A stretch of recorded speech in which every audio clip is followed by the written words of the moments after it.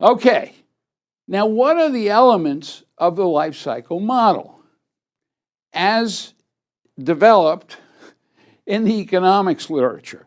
Okay, so this is a rational model. It's prescriptive. It's how one should think about the issues. It is not taking account of irrational behavioral considerations. Those are very important when it comes to implementation. But in the pure economic theory of the life cycle, we don't take account of that. Okay?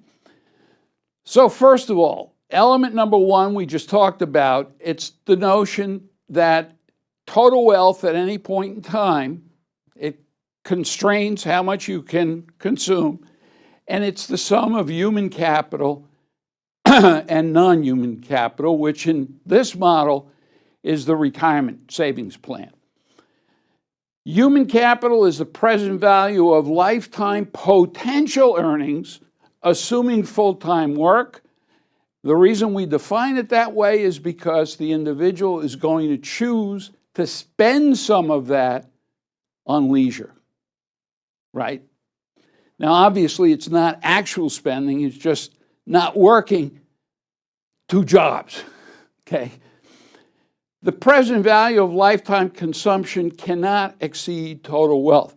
That's a very basic constraint. No free lunch, and we're assuming that you can't die with outstanding debt, okay? No one is going to let you consume more than you can pay back. That too could be modified to some extent. Over their lifetimes, individuals choose to spend on consumption of goods and services. They might give charitable contributions. The key point is the objective, the overall objective, is to maximize their happiness. Economists call it expected utility. It takes the form of a mathematical formula or function that has to be maximized, because ultimately the model has to be solved using mathematics. At some point, not for this discussion, but I'd love to see the mathematical formula for happiness. That'd be very interesting. Okay, it's simple. It's log of C subscript 1 plus log of C subscript 2. In other words, the most basic happiness function is logarithmic utility. There you go. We've all learned something today about happiness. And you want to know why? It's because a log function has the following property.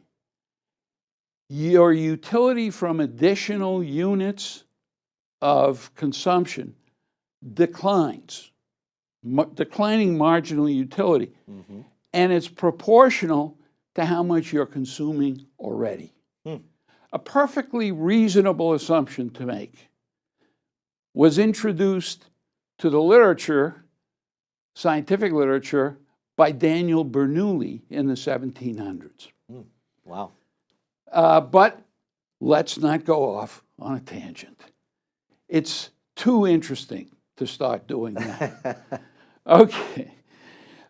Consumption smoothing across time and states of nature is optimal. In other words, we will find in the solution to this optimization problem that the individual, because of declining marginal utility, will always want to smooth consumption out over time. Not have a feast and then a famine, but rather, so, you know, if you're a sports hero and you have a short career, say 10 years of earning a lot, what our model would say is save most of it for the years when income is probably not going to be as great. Well, and I do know some financial planners that do work with athletes, and that is something that they try and do. You're not going to be making millions of dollars a year forever, so how do we smooth that consumption over the rest of your life? But here's the other piece of it. You want to smooth it across potential states of nature. What does that mean? It means buy insurance against negative things that can happen. Mm-hmm. disability, dementia if you were a football player, all sorts of contingencies that we call that smoothing across states of nature. In other words, assuring that you will be able to consume under adverse circumstances. Now, all too often, financial advisors who have athletes as their clients try and get them into risky ventures. It's a very different story. I don't want to badmouth any advisors here, but before one worries about hitting the jackpot on the upside, I think most economists would say happiness means insuring against adverse events. So that's in the model, okay? And that there is a distinction between what you need, the minimum required consumption level, and what you want. That distinction between needs and wants, you know, we have to teach our kids that from the earliest age. And in reality, here's where we can start thinking about how people actually behave. Wants have a way of turning into needs once you become accustomed to a certain level, standard of living. It's a fact. So as one approaches retirement, for example, the goal for most people is to be able to maintain their standard of living, because they're very unhappy if they have to go down in terms of their standard of living. People like going up in terms of standard of living, but not necessarily going down. Correct. Right?